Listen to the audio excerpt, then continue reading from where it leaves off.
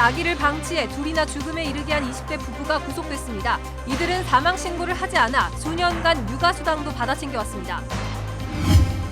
법원이 윤길로 전 영월군 의장이 제기한 의장 불신임한 취소 소송을 기각했습니다. 영월군 의회의 불신임 사유가 법적인 정당성을 갖게 됐습니다. 지역 대학은 학령 인구 감소에 지자체도 소멸 위기에 놓였습니다. 도내 지자체와 대학이 함께 생존할 수 있는 방안 찾기에 나섰습니다. 기온이 오르면서 단단했던 얼음이 녹아 얼음 낚시 등의 주의가 필요합니다. 소방당국은 해빙기 얼음판 출입 금지를 당부하고 사고 대비 훈련을 진행했습니다.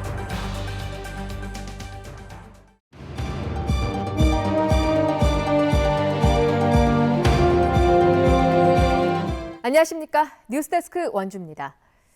20대 부부가 돌도 지나지 않은 아이를 방치하다가 죽음에 이르게 한 사실이 뒤늦게 확인됐습니다.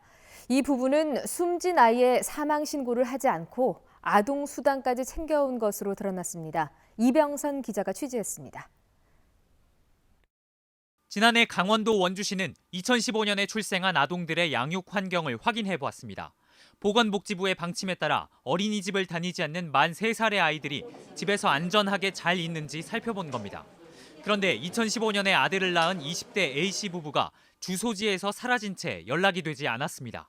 집주인한테 물어봤더니 가구가 한 4, 5월경에 이사를 갔다 그러더라고요. 그래서 제가 경찰에 안전하게 수사 의뢰를 하게 되었습니다. 경찰 수사 결과는 충격적이었습니다. 주민등록상 A씨 부부에게는 2015년생 아들과 2016년생 딸이 있었는데 살아있는 것은 아들뿐이었습니다. 이 부부가 원룸에 아이들만 놔두고 자주 집을 비웠는데 딸이 태어난 그 해에 숨진 겁니다. 더욱이 2018년에 셋째 아들도 출산했는데 출생 신고조차 하지 않은 이 아들도 이듬해 여름 숨졌습니다. 또 A씨 부부는 딸이 숨진 뒤에도 3년 동안 매월 10에서 20만 원씩 모두 700만 원 상당의 아동수당까지 챙겨온 것으로 드러났습니다.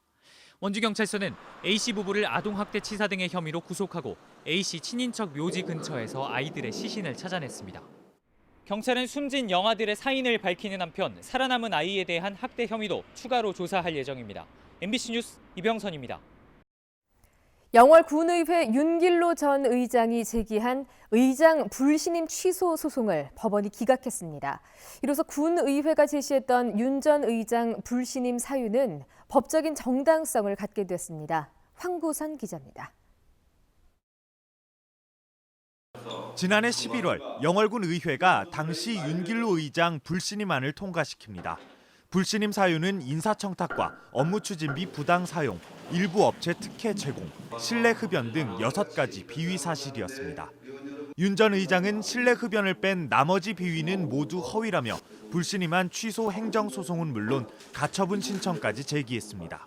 의장의 일거수일투족을 들여다보면서 현미경으로 보면서 할 때 과연 의장이 할 수 있는 것이 무엇일까? 법원이 이 가처분 신청을 받아들이면서 윤 전 의장은 잠시 의장직에 복귀하지만 영월군 의회가 가처분 집행정지 소송에서 이기면서 다시 의장직을 박탈당합니다. 윤 전 의장이 항소했지만 법원은 1심 가처분 집행정지 판단은 정당했다며 받아들이지 않았습니다. 지루한 법리 다툼 끝에 열린 불신임안 취소 본안 소송에서도 법원은 영월군 의회의 손을 들어줬습니다. 그리고 그동안 또 영월군 의회를 잘 이끌지 못했다는 점에서 판단을 받아본 거기 때문에 윤길로 전 의장도 영월군 의회가 안정적으로 갈 수 있게끔. 윤 전 의장은 취재진과의 연락을 끊고 어떠한 입장도 밝히지 않았습니다. 법원이 윤 전 의장이 낸 소송을 기각하면서 영월군 의회 내부의 법적 공방도 일단락됐습니다. MBC 뉴스 황구선입니다. 올해 2회째를 맞은 평창 평화포럼이 3일간의 일정을 마치고閉幕했습니다. 오늘 오전에 열린 폐회식에서는 향후 10년 동안 실천할 수 있는 구체적인 목록을 담은 2020 평창 평화포럼 결의안을 채택해 발표했습니다. 결의안에는 한국전쟁 종전선언과 평화조약 체결, 남북한 판문점 선언과 평양 공동선언 합의사항 이행, 금강산 관광 재개, 2024 동계 청소년 올림픽 남북 공동 개최 등이 담겼습니다.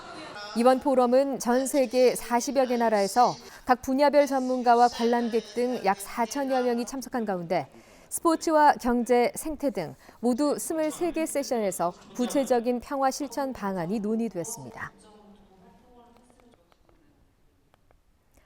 오늘 낮에는 날씨가 덥다고 느껴질 만큼 기온이 올랐는데요. 이런 시기에 단단한 것처럼 보이는 얼음판 위에서 낚시를 즐기는 사람들이 있습니다. 하지만 자칫 큰일을 당할 수도 있습니다. 김상훈 기자가 현장 취재했습니다. 강원도 춘천시 서면의 북한강입니다. 기온이 오르고 해가 들자 중간중간 얼음이 녹아내립니다. 그런데 그 옆으로 낚시객 30여 명이 위태롭게 빙어 낚시를 하고 있습니다. 출입금지 테이프를 뜯고 들어간 낚시꾼들은 위험하다는 경고도 아랑곳하지 않습니다. 저쪽에 좀 앞에 좀 물이 녹으면 안 들어와요.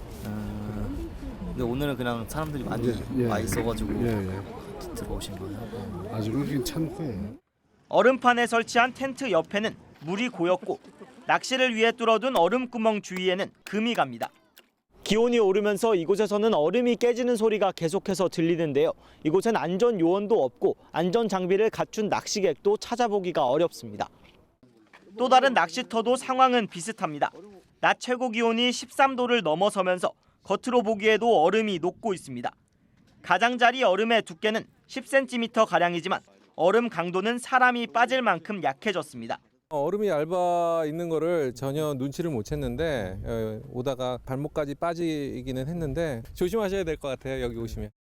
공무원들이 하루 2차례씩 순찰을 다니지만 위험 구간을 알리는 것 말고 별다른 제재 방법이 없습니다. 주요한 포인트에 로프를 설치해서 이렇게 들어가지 마시라고 계도를 하는데 그래도 뭐 낚시를 원하시는 분들은 계속 들어가고 있는 실정입니다. 소방당국은 기온이 포근했던 지난달 얼음 낚시를 하던 70대 남성이 물에 빠졌다가 구조됐다면서 해빙기 얼음 낚시의 위험성을 경고했습니다. MBC 뉴스 김상훈입니다. 학령 인구 감소로 대학은 신입생 모집에 비상이 걸렸는가 하면 지자체도 소멸 위기에 직면해 있습니다. 도내 지자체와 대학들이 함께 생존할 수 있는 방안을 찾는 노력을 본격적으로 시작했습니다. 허주희 기자가 보도합니다. 학생 수가 해마다 줄어들고 있습니다. 앞으로 5년 안에 도내 초중 고등학교 170개가 사라지고 학생 수는 2만 3천 명 이상 감소할 걸로 전망됩니다. 도내 자치단체들도 인구 감소 위기에 직면했습니다. 강원도는 이미 소멸 위험 주의 단계에 포함됐고 12개 시군은 소멸 위험 진입 단계에 들어갔습니다. 무너지는 지역을 살리기 위해 교육부가 지자체와 대학에 중점을 둔 지역 혁신 사업을 올해부터 시작합니다. 지역대학과 지자체가 컨소시엄을 꾸려 지역교육과 연구, 취업 혁신 방안을 짜면 정부가 지원하는 사업입니다. 책정된 예산은 1,080억 원. 우선 3개 시범 지역을 선정할 예정이어서 경쟁이 상당히 치열할 걸로 전망됩니다. 강원도도 공모 절차 준비에 들어갔습니다. 도내 18개 대학과 시군 관계자가 처음으로 모여 공모 사업 선정을 위한 협력 방안을 찾았습니다. 지역 소멸을 저지하기 위한 최후의 마지노선이 아닌가, 저지선이 아닌가. 그래서 대학이 지역 소멸을 막기 위한 방어선 역할을 하기 위해서 지자체하고 같이 힘을 합쳐야 된다. 당장 신입생 모집에 어려움을 겪고 있는 대학들은 이번 공모 사업에 선정되지 않더라도 대책 마련을 위한 협업위원회부터 구성하자고 강원도에 제안했습니다. 관련 시군과도 또 협의를 하고 대학에서의 좋은 역할을 해서 쉽지는 않겠지만 우리 도에도 이런 지역 혁신 대학이 유치될 수 있도록 노력을 하고 특히 협업할 수 있는 기업과 기관, 연구소 등이 부족한 여건을 극복해내는 사업 발굴이 관건이 될 것으로 전망됩니다. 강원도가 선정될지 결과는 오는 6월 말 발표될 예정입니다. 인구 감소 문제가 심각해지고 있는 만큼 선정 여부를 떠나 강원도 차원의 대책 마련이 절실해지고 있습니다. MBC 뉴스 허주입니다.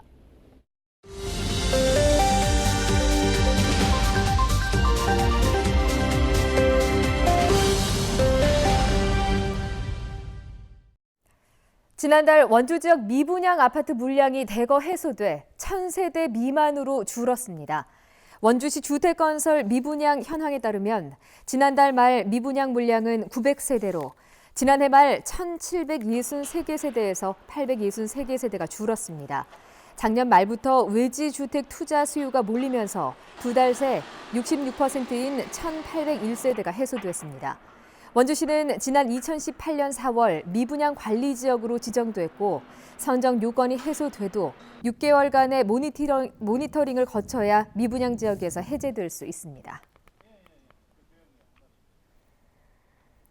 자유한국당 김기선 국회의원이 21대 총선 원주 갑선거구 출마를 선언했습니다.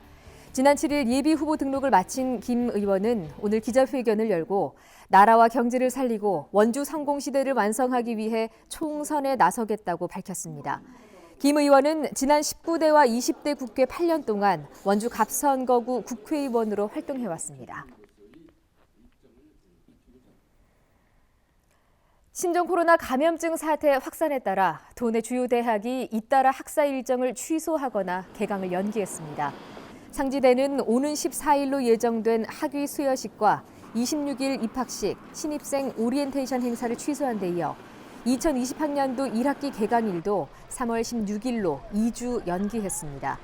이에 앞서 강원대와 연세대 미래캠퍼스, 한림대 등도 개강일을 2주 연기했고 다른 대학들도 교육부의 권고에 따라 조만간 개강 연기를 결정할 계획입니다. 동해안 신가평 송전선로 사업을 반대하는 횡성 둔내 지역 대책위원회가 구성됐습니다. 횡성 둔내면 송전탑 반대 대책위원회는 오늘 둔내면 사무소에서 출범식을 열고 자연 파괴적이며 관광 경제를 훼손하고 주민들의 건강을 해치는 초고압 송전탑 건설 계획의 백지화를 촉구했습니다. 대책위원회는 횡성에 세워진 기존 초고압 송전탑에 대한 피해 조사와 대책을 요구하고 강원도 송전탑 반대 대책위원회 등과 단체 행동에 나설 계획입니다. 직장 내 갑질을 신고한 직원을 사장이 폭행하고 부당 해고했다는 원주 MBC의 보도와 관련해 경찰이 담당 형사를 배정하고 수사에 나섰습니다. 원주경찰서는 지난 4일 사건을 접수한 지 일주일 만인 어제 오후부터 담당 형사를 배정하고 해당 업체에서 CCTV를 확보하는 등 수사에 착수했습니다. 경찰은 CCTV 등을 통해 일부 폭행 정황을 확인하고 관계자 등을 상대로 사건 경위를 파악하고 있습니다. 고용노동부도 피해 여직원의 고소장을 접수해 부당해고, 노동행위 여부 등을 조사하고 있습니다. 원주 여성 새로 일하기 센터가 관내 기업체 등을 대상으로 성희롱 예방 교육을 지원합니다. 지원 대상은 상시 근로자 5인 이상의 사업장으로 새 일센터 연계 취업자가 많은 업체와 상시 근로자 가운데 여성이 20% 이상 근무하는 업체가 우대됩니다. 교육 지원을 원하는 사업장은 다음 달 말까지 새 일센터를 방문하거나 전화나 팩스로 신청하면 됩니다. 횡성군이 체류형 관광 활성화를 위해 국내외 단체 관광객을 유치한 여행사에게 인센티브를 제급합니다. 30명 이상 단체 관광객을 횡성에서 1박 이상 숙박시키거나 소규모 테마형 교육 여행을 유치한 여행사에 버스 한 대를 기준으로 현금 30만 원씩, 업체별 최대 100만 원을 지급합니다. 이는 당일 코스가 많은 횡성 여행을 체류형으로 전환하기 위한 것으로 지역 음식점에서 2회 이상 식사를, 관광지는 2곳 이상 방문해야 하는 등 지원 기준을 충족해야 합니다. 원주시가 고용노동부의 지역산업 맞춤형 일자리 창출 지원 공모에 모두 7개 사업이 선정돼 다음 달부터 본격적으로 추진됩니다. 공모에 선정된 사업은 웰니스 혁신 관광, 제도약 나침반 소상공인 창업 지원, 의료 특수 용접 신규 인력 양성, 여성 진로 지도 강사 협동조합 등으로 모두 4억 3천만 원의 국비가 투입됩니다. 원주시는 각 사업의 특성에 맞는 교육과 훈련, 소상공인 기업 맞춤형 컨설팅 등을 통해 청년과 여성, 중년 구직자들에게 폭넓은 취업과 창업의 기회를 제공할 수 있을 것으로 기대하고 있습니다. 뉴스데스크 원주를 마칩니다. 고맙습니다.